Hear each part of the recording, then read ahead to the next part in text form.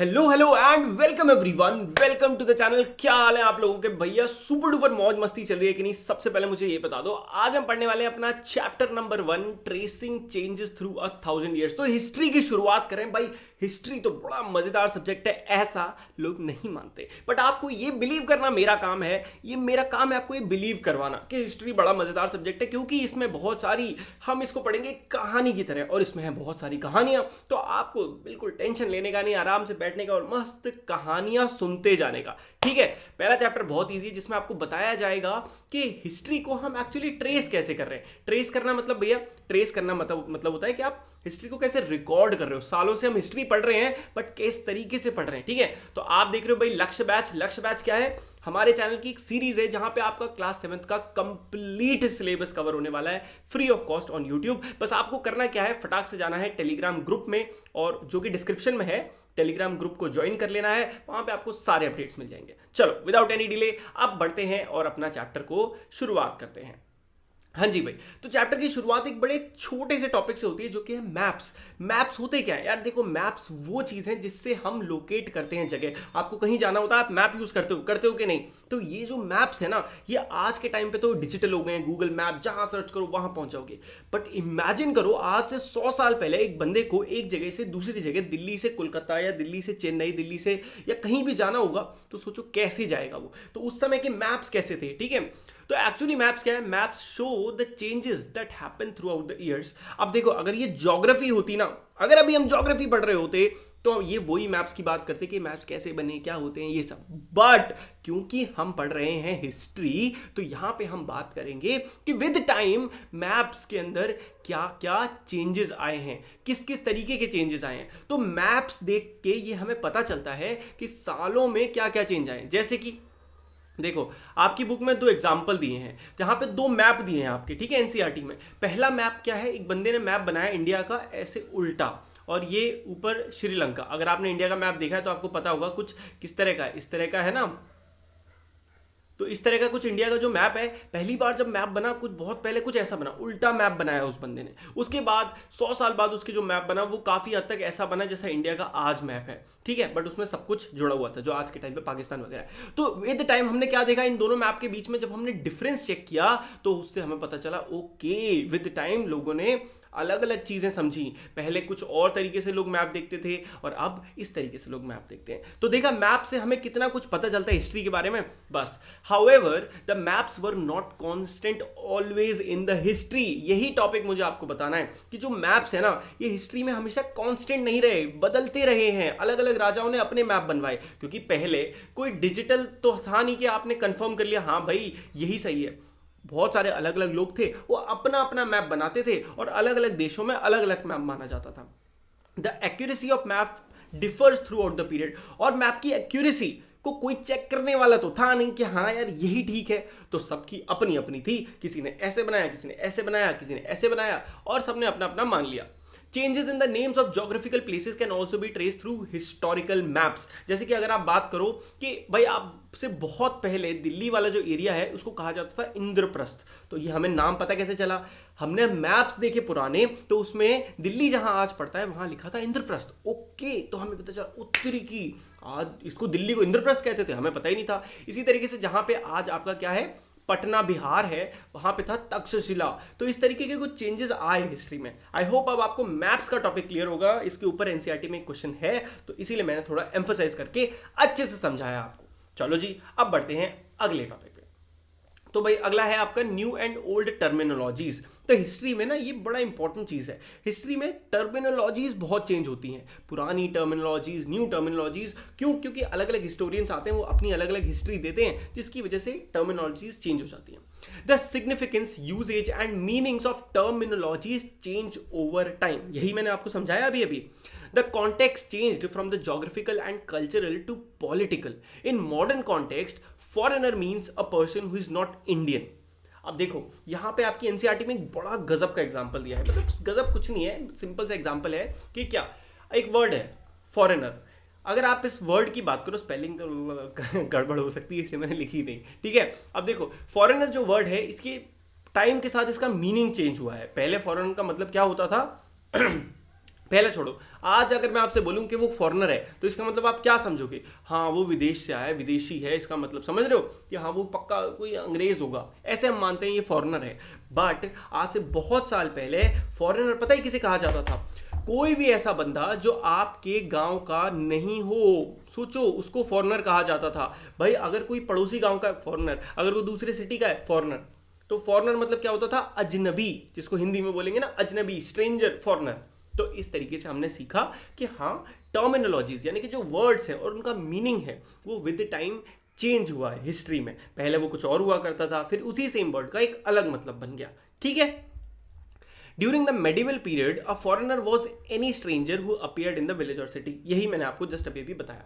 चलो सिंपल था ना, कुछ ज्यादा बहुत ज्यादा डिटेल के अंदर नहीं घुसना है आपको, वो चीजें पढ़नी है जो एनसीईआरटी का कंक्लूजन है, और मैं आपको वही वगैरह पढ़ा रहा हूं। ठीक है। अब देखते हैं हिस्टोरियंस और उनके सोर्सेज। अब भाई अलग अलग हिस्टोरियंस थे, उनके अलग अलग सोर्सेज हुआ करते थे हिस्ट्री को सीखने के। मेजर सोर्स कौन कौन से थे उसकी बात करते हैं। तो मेजर सोर्स थे आपके, सबसे पहला तो कॉइन्स। कॉइन्स क्या था? आज भी अगर आप एक कॉइन देखोगे तो एक कॉइन के ऊपर, एक सिक्के के ऊपर बहुत सारी डिजाइनें बनी होती हैं। 1 रुपया लिखा होगा, यहाँ पे कुछ बना होगा, यहाँ पे कुछ बना होगा, पीछे कोई और मैप बना होगा या कुछ आर्किटेक्चर बना होगा। तो इन्हें पढ़ के पता चलता था कि उस समय का इंपॉर्टेंट आर्किटेक्चर या फिर इंपॉर्टेंट चीजें क्या थी। तो इसीलिए कॉइन्स को पढ़ा जाता था। फिर आर्किटेक्चर, भाई बिल्डिंग्स वगैरह को पढ़ा जाता है, ये भी अपने आप में बहुत जरूरी है। इंस्क्रिप्शन, इंस्क्रिप्शन क्या होता है?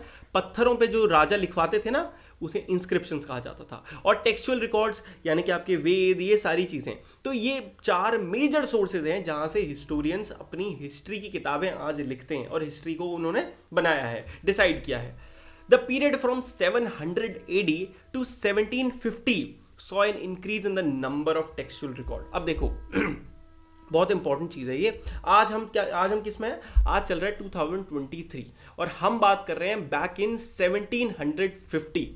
समझ रहे हो? 1800, 1900, फिर 2000, तो लगभग 350 साल पहले की हम बात कर रहे हैं। और हम बात कैसे कर रहे हैं? 700 से 1750 के टाइम की। इस बीच का जो टाइम था, इसमें बहुत ज्यादा टेक्सचुअल रिकॉर्ड्स बढ़ गए। क्या मतलब कहने का? अगर आप इससे पहले की बात करोगे तो हिस्ट्री को पता लगाने के ना ज्यादा सोर्सेस थे नहीं। आपको बिल्डिंग देखनी पड़ती थी, आपको साइंटिफिक रिसर्चेस करनी पड़ती थी, एंड देन आपको कॉइन्स वगैरह पढ़ना पड़ता था। बट इस 700 टाइम के बाद क्या हुआ? लोगों को लिखना आ गया, लैंग्वेजेस डेवलप हो गई और पेपर बहुत सस्ता हो गया, इजीली अवेलेबल हो गया, जिसकी वजह से सबको लिखने का भूत चढ़ गया। हाँ भाई, हर राजा बोलता था ये लो मेरी कहानी लिखो, ये लो मैं एक कहानी सुनाता हूँ लिखो। पुराने जितने भी पंडित थे उन्होंने सारी भगवान की कहानियां लिख डाली। तो ये था, एक इंक्रीज आ गया था इस टाइम पे। रीजन क्या था? इजी अवेलेबिलिटी ऑफ पेपर और बहुत ही कम दाम पे। ठीक है, तो इतना सिंपल सा था। इसके ऊपर भी क्वेश्चन आएगा, तो अब आई होप आप समझ गए हो। चलो अब बात करते हैं new social and political groups. इसी टाइम पे, अब हम बार बार इसी टाइम की बात करेंगे, 700 से 1715 AD की। इस टाइम पे नए नए सोशल और पॉलिटिकल ग्रुप्स बने। अब ये क्या होता है सोशल और पॉलिटिकल ग्रुप्स, को ध्यान से समझो। There was large scale variety of developments occurred over the period between 700 AD 1750 AD, which make it challenging for the historians to make it available for the study। तो अगर आप बात करो सोसाइटी डेवलपमेंट्स की, तो जो सोसाइटी में developments हो रहे थे, यानी कि आप सिंपल सी बात करो जैसे कि कल्चर का डेवलपमेंट, कि भाई लोग अलग अलग कल्चर डेवलप कर रहे थे। कहीं पे अलग म्यूजिक चल रहा है, कहीं पे अलग डांस फॉर्म चल रहा है, वहीं पे कहीं आप हिंदू मतलब रिलीजन की बात करो तो कोई कैसा रिलीजन मान रहा है, कोई कैसा। तो इतने सारे चेंजेस आने लगे कि हिस्टोरियंस की तो हालत खराब हो गई। भाई वो कितना कितना ट्रेस करें, इतने छोटे, मतलब आप सोचो हर एक महीने के अंदर बड़े बड़े चेंजेस आ रहे हैं। तो इस वजह से हिस्टोरियंस के लिए चैलेंज बन गया इस टाइम की हिस्ट्री को पढ़ना। न्यू टेक्नोलॉजीज जैसे कि इरिगेशन, एग्रीकल्चर, क्राफ्ट, वॉरफेयर, ये सारी सब कॉन्टिनेंट में आने लगी। हमारे देश में इन सारी नई नई चीजें, नई टेक्नोलॉजी, नए इनोवेशंस, नए आइडियाज ये आने लगे। Travelling for trade and exploration also increase. और ये आया क्यों? इसका रीजन ध्यान से समझो। इसका रीजन था क्योंकि ट्रेड बढ़ गया, क्योंकि बिजनेस बढ़ गया, क्योंकि ट्रैवल बढ़ गया, लोग जा पा रहे थे एक जगह से दूसरी जगह। इसीलिए अब आप सोचो, आपको एक अच्छी सी टेक्नोलॉजी आती है, आप गए अपने दोस्त के घर पे, आपने देखा यार ये तो पागल है, गधों की तरह वही पुरानी घिसी पिटी चीजों से काम कर रहा है। आपने बताया भाई दुनिया बहुत बदल गई है, तू यार ये वाला ऐप यूज कर, अब तो बड़ा आसान हो गया। वो कहेगा यार मुझे तो पता ही नहीं था, अब वो भी सीख गया। तो ये चीज़, ये जो एग्जाम्पल मैंने दिया ना, एग्जैक्टली होता था पहले। एक जगह के लोगों ने कुछ इनोवेट कर दिया, वहां से जितने लोग अलग अलग जगह गए उन्होंने पूरे में फैला दिया। इसी की वजह से बहुत ज़्यादा कल्चरल, टेक्नोलॉजिकल, हर तरह से चेंजेस आने लगे सोसाइटी में, ठीक है। उसी टाइम पे Rajput, a group of warrior who claimed Kshatriya status, gained importance during the period. तो राजपूत जो आपने सुने हैं ना, राजपूत का वर्ड आता है, ये आता है राजपुत्र से। तो जो राजा के पुत्र थे उनमें से एक, अब उन्होंने अपनी कास्ट बना ली राजपूत, क्या हम राजपूत हैं। और इनकी जनरल कैरेक्टरिस्टिक्स क्या थी यहाँ लिखी नहीं है, बट आप खुद सोचो कि भाई ये ब्रॉड होते थे, ब्रेव होते थे, ऑनेस्ट होते थे। क्षत्रिय मतलब हमेशा लड़ाई में आगे रहते थे, आगे नहीं कि जबरदस्ती, बट अगर कभी भी आपके शहर पे, आपके देश पे, आपकी सिटी पे कोई आक्रमण करेगा तो ये सबसे आगे रहते थे कि भाई हमें बचाना है, ठीक है। तो ये उनके कुछ कैरेक्टरिस्टिक्स थे। इसी टाइम पे मराठा, सिख, जाट, अहोम, कायस्थ ये भी इंपॉर्टेंट बन गए। इससे पहले क्या थे, ये छोटे छोटे ग्रुप थे, बट इस टाइम के बाद इन्होंने पॉपुलैरिटी गेन कर ली, ज्यादा से ज्यादा लोग इनके ग्रुप्स में बढ़ने लगे, तो ये पॉलिटिकली इंपॉर्टेंट बन गए, ठीक है। चलो ओके उसके बाद डेवलप होने लगा कास्ट सिस्टम। आज के टाइम पे कास्ट सिस्टम को लोग मिक्स्ड फीलिंग्स में लेते हैं, कुछ लोग बहुत अच्छा मानते हैं, कुछ लोग बहुत खराब मानते हैं, और मेजॉरिटी ऑफ लोग इसे खराब मानते हैं, राइट। बट अब बात करते हैं कि कास्ट सिस्टम डेवलप एक्चुअली में हुआ कैसे और क्यों हुआ, ठीक है। यही आपका एज अ स्टूडेंट, जब भी अगर कहीं पे डिबेट चल रही है, लोग बातें कर रहे हैं, तो आप स्टूडेंट हो, पढ़े लिखे स्टूडेंट, तो आपको एग्जैक्टली पता होना चाहिए चीज़ों के रीजन। आप इसे हवा में बातें नहीं करोगे, ठीक है। तो इसीलिए आज हम हिस्ट्री पढ़ रहे हैं, अच्छे से पढ़ रहे हैं, ताकि हमें नॉलेज भी हो जाए। पीपल वर ग्रुप्ड इनटू जातीज और सब कास्ट। तो कि उस समय हुआ क्या, लोगों ने अपने खुद के छोटे छोटे सब ग्रुप बना लिए। एक ग्रुप क्या है कि भाई देखो, एक तो आदमी और औरत, ये क्या है, एक बड़ा ग्रुप है। बट सब ग्रुप क्या होता है, आदमी मतलब अगर आप इस ग्रुप के अंदर भी डिवीजन कर दो कि यार ठीक है, ये वाली कास्ट है, ये वाली कास्ट है, ये वाली कास्ट है। They were ranked on the basis of their backgrounds and their occupations. Jatis framed their own rules and regulation to manage the conduct of their members. अब होता क्या था, उस समय की जो सोसाइटी थी वहाँ पे क्या सिस्टम था कि अलग अलग कास्ट के लोग थे, मतलब अलग अलग लेवल के लोग थे। जैसे कि अगर आप बात करो, पंडित और राजा जो थे, ये सबसे ऊपर के लोग माने जाते थे, इनको सबसे ज्यादा रिस्पेक्ट दी जाती थी। इन्होंने मांगी नहीं, ऐसा बोला नहीं कि भाई हाँ मुझे ही रिस्पेक्ट दो। ऑब्वियस सी बात है, वो राजा है, वो पंडित है, दुनिया उनकी रिस्पेक्ट करती थी। उसके बाद आते थे आपके क्षत्रिय, ठीक है। अब ये जो क्षत्रिय होते थे, ये कौन होते थे, ये वो थे जो लड़ाई करते थे, ठीक है। राजा भी क्षत्रिय हुआ करते थे, बट इन्हें राजा से कम रिस्पेक्ट मिलती थी। इसमें कौन आते थे, सोल्जर्स वगैरह, ये लोग आते थे, ठीक है। उसके बाद आपके जो तीसरी कास्ट आती है, उसका नाम आप नहीं पता, बट ये लोग कौन से होते थे, ये वर्कर, ट्रेडर होते थे। वर्कर नहीं, ये ट्रेडर्स, ठीक है, जो सामान बेचते हैं या आर्ट बनाते हैं, ये सारी चीजें। और लास्ट में आपके आते थे सबसे छोटी कास्ट। ऐसा नहीं कि एक छोटे थे, बट उस समय की सोसाइटी में ये लोग क्या काम करते थे, छोटे काम, झाड़ू लगाना, पोछा लगाना, घर साफ करना, ये सारी चीजें।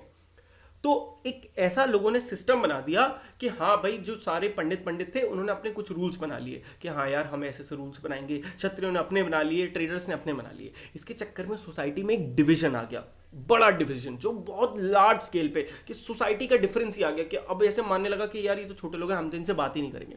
यहाँ से दिक्कतें आनी शुरू हो गई, ठीक है। तो अब आपको समझ में आया कि ये सब कैसे शुरू हुआ, कैसे बना आगे। चलो अब बात करेंगे हम रीजन और एम्पायर की। अब इसी टाइम पे ऐसा तो है नहीं कि जो राजा थे वो वही रहेंगे, भाई लड़ाइयां हुई, नए राज्य बने, नए एम्पायर खड़े हो गए। वो कौन से थे, तो during this period many dynasties emerge. Dynasty क्या होता है ये समझो। किंगडम क्या होता है, जहां पे एक राजा और उसका राज्य। डायनेस्टी क्या होता है, एक राज्य, मतलब एक राजा का खानदान जब कई साल राज्य करता है तो उसे कहते हैं एक डायनेस्टी। तो इस समय कई नई नई डायनेस्टीज एमर्ज हुई। कैसी कैसी, चोलास, खलजी, तुगलक, मुगल, जो कि सबसे बड़ी डायनेस्टी रही है इंडियन हिस्ट्री की, वो भी इसी टाइम पे आई थी, है ना। अब ये तो आपको पता ही होगा। इसी टाइम पे इन्होंने अपने एम्पायर बनाए पैन रीजनल। इससे पहले पैन रीजनल का कॉन्सेप्ट कम था। देखो अशोक की बात करें तो हमारा अशोक महाराज थे, उनका किंगडम इतना बड़ा था जिन्होंने नियरली पैन इंडिया, मतलब ऑलमोस्ट पूरा इंडिया कवर कर लिया था। बट उसके बाद कोई भी राजा ऐसा नहीं आया जिसने इतना बड़ा राज्य कवर करा। फिर आए ये राज्य, जैसे मुगल, जैसे तुगलक, खलजी, और इनमें से जो मुगल डायनेस्टी थी ये सबसे ज्यादा पॉपुलर हुई क्योंकि इन्होंने इंडिया का सबसे ज्यादा पार्ट को अपने एम्पायर में ले लिया था। तो religions was often closely associated with the social and economic organization of local communities. अब बात करते हैं न्यू और ओल्ड रिलीजन्स की। पहले भी रिलीजन थे, बाद में भी रिलीजन आए और नए नए रिलीजन्स बने। कैसे बने देखते हैं। रिलीजन को अक्सर किससे एसोसिएट किया जाता है? सोशल और इकोनॉमिक ऑर्गेनाइजेशन से। मतलब एक एरिया में लोगों का सोशल स्टेटस क्या है, कि उनका कास्ट क्या है, वो कितना रिच हैं, कितने पैसे हैं उनके पास, इसके अकॉर्डिंग उनका लोकल और इनकी लोकल कम्युनिटीज़ जो थी, इसके अकॉर्डिंग ही रिलीजन को हम हमेशा एसोसिएट करते हैं। मतलब क्या हुआ? देखो, कहने का मतलब ये है कि अगर आप देखोगे एक जगह बहुत सारे मंदिर हैं, वहाँ पे लोग अमीर हैं, तो आप देखोगे वहाँ ज़्यादातर पंडित रहते हैं। तो इस तरह की वजह से रिलीजन को हम एसोसिएट करते हैं। इसी पीरियड में इंपॉर्टेंट चेंजेस आए हिंदुइज्म में। हिंदुइज्म ऑलरेडी बहुत टाइम से चला आ रहा था, बट इस समय कुछ चेंजेस आए। क्या? नई डाइटीज़ की पूजा होने लगी, रॉयल पैट्रोनेजेस ऑफ टेम्पल। नई डाइटीज़ मतलब देखो, पहले बहुत मेन भगवान सिर्फ शिव जी, कृष्ण जी और विष्णु जी, बट धीरे धीरे क्या आपके नए नए लोगों के अपने लोकल डाइटीज़ आने लगे। जैसे आज के टाइम पे अगर आपने सुना होगा कि जिसे कहते हैं कुल देवी, कुल देवता, कि ये भाई ये हमारी कुल देवी है, ये कुल देवता है, जो कि बहुत ही छोटे छोटे भगवान होते हैं, मतलब बहुत ज़्यादा पॉपुलर नहीं होते, बट लोग इनको एसोसिएट कर लेते हैं हमारी फैमिली से, कि भाई ये हमारी फैमिली की देवी हैं, ऐसे मान लिया जाता है। इस्लाम की टीचिंग भी इसी समय दुनिया में आई और लोगों को पूरा सिखाया गया। मुस्लिम, जहाँ पे कुरान एक उनकी होली बुक थी, जिसको मतलब इसको ऐसा माना गया कि ये उनकी मेन बुक है और सब ने इसको एक्सेप्ट किया। And the sovereignty of the one God, Allah, Allah मतलब सबका एक भगवान अल्लाह। इस तरीके से इस्लाम का जन्म भी इसी टाइम पे हुआ था। ओके जी, चलो फिर आगे बढ़ते हैं। अब बात करेंगे टाइम एंड हिस्टोरिकल पीरियड्स की। Time reflects changes in social and economic organization in the persistence and transformation of ideas and belief. अगर आप हिस्ट्री की बात कर रहे हो तो सबसे इंपॉर्टेंट है कि आपको टाइम का कॉन्सेप्ट समझना पड़ेगा। देखो भाई, हिस्ट्री तो टाइम में डिवाइडेड होती है ना, कि एक टाइम, दूसरा टाइम, तीसरा टाइम, है ना। तो ये आपको हिस्ट्री पढ़ने के लिए समझना पड़ेगा। टाइम रिफ्लेक्ट करता है चेंजेस जो कि सोशल और इकोनॉमिक ऑर्गेनाइजेशन में आते हैं एक समाज की ट्रांसफॉर्मेशन में। एक समाज है, एक सोसाइटी है, जब वो चेंज होती है टाइम में ही तो चेंज होती है। समझ में आया? चलो, ब्रिटिश जो थे, अब मैं कहना क्या चाह रहा था ये समझो। मैं आपको ये बताया ना कि टाइम के अकॉर्डिंग हिस्ट्री चेंज होती है, टाइम पीरियड्स में बटी होती है हिस्ट्री। तो अलग अलग लोगों ने अलग अलग टाइम पीरियड में बांट दी हिस्ट्री को हमारी। जैसे कि जो ब्रिटिश हिस्टोरियंस थे, उन्होंने इंडियन हिस्ट्री को 3 पार्ट में डिवाइड करा, हिंदू, मुस्लिम और ब्रिटिश। समझ में आया? Based on the idea that the religion of rulers. जैसे अगर बात करें, सबसे पहले हिंदू रूलर्स हुआ करते थे, तो उन्होंने कहा ये हिंदू टाइम था। फिर ये मुस्लिम रूलर हुआ करते थे, मुस्लिम टाइम आ गया। फिर ब्रिटिश आ गए तो ब्रिटिश हो गए। उन्होंने ऐसे हिस्ट्री को डिवाइड किया। बट वहीं पे मॉडर्न हिस्टोरियंस जो है, चाहे वो इंडियन हो चाहे वो कहीं के भी हों, उन्होंने इकोनॉमिक और सोशल फैक्टर्स पे हिस्ट्री को बांटा, जो कि क्या बने? एंशिएंट, मेडिवल और मॉडर्न, है ना। आज भी हम हिस्ट्री को इसी तरीके से पढ़ते हैं। अगर आप सीनियर में क्लासेस में जाओगे तो एंशिएंट, मेडिवल और मॉडर्न इसी तरीके से एक्सेप्ट किया जाता है। ठीक है, आई होप आपको ये चीज़ अच्छे से समझ में आ गई होगी। एंड विद दिस हमने ये चैप्टर कर लिया है समाप्त। अगर आपको चैप्टर अच्छे से समझ में आया है तो किसका वेट कर रहे हो? धड़ल्ले से क्या कर दो, लाइक मार दो वीडियो को और चैनल को कर दो सब्सक्राइब। और हाँ, मैं आपको बता दूं, इस चैप्टर के नोट्स आपको टेलीग्राम ग्रुप में मिल जाएंगे या फिर वेबसाइट का लिंक होगा। इवन मैं आपको डायरेक्ट लिंक दूंगा डाउनलोड का, उस पर क्लिक कर देना, फटाक से आपका डाउनलोडिंग स्टार्ट हो जाएगी। वहाँ पे डाउनलोड बटन दिख जाएगा, तो फटाफट टेलीग्राम ग्रुप ज्वाइन कर लो। वहाँ पे सारे अपडेट्स मिलते रहते हैं। आप मुझसे डायरेक्ट बात कर सकते हो, लाइव चैट कर सकते हो, डाउट पूछ सकते हो और सारे अपडेट्स भी ले सकते हो बाकियों से पहले। तो फटाफट ज्वाइन कर लो। वीडियो अच्छी लगी हो तो ऑफकोर्स चैनल को सब्सक्राइब कर लो। मिलते हैं अपन नेक्स्ट वीडियो में, तब तक के लिए जी गुड बाय, टेक केयर, मौज मस्ती करते रहिए, बाय बाय।